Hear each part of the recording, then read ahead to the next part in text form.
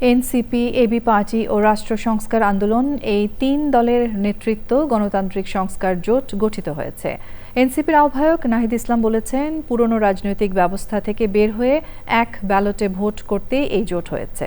তাফিমুল ইসলামের রিপোর্ট। তফসিল ঘোষণার আগে জমে উঠেছে রাজনীতির মাঠ।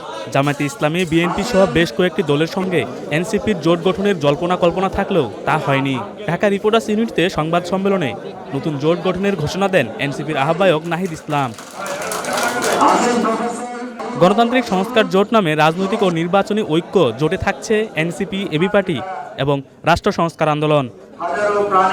পুরনো ব্যবস্থা থেকে বের হয়ে নতুন রাজনৈতিক সূচনা যারা করতে চান তাদের এই জোটে আসার আহ্বান জানানো হয়। হাতে হাত মিলিয়ে আপনাদের সামনে এসে দাঁড়িয়েছি এবং এখান থেকে আমরা আহ্বান করছি সকলকে, যারা এই নতুন রাজনীতির সূচনা করতে চান। ৭১-এর যে আকাঙ্ক্ষা ২৪ পর্যন্ত বাস্তবায়ন হয় নাই, ২৬-এর পরে সে আকাঙ্ক্ষাকে আমরা বাস্তবায়ন করব। আগামী নির্বাচনে এক মার্কায় ভোট করবে এই জোট, জানান নাহিদ ইসলাম।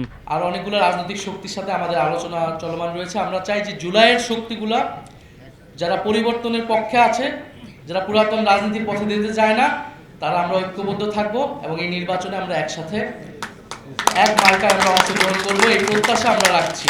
তারুণ্যের উত্থান ঘটেছে জানিয়ে নাহিদ বলেন, পুরনো দলগুলোর সাথে সংস্কার প্রক্রিয়া যাওয়া তাদের ভুল ছিল। যে আমাদের উচিত ছিল এই ঐক্য প্রক্রিয়াটা আরো আগেই হওয়ার।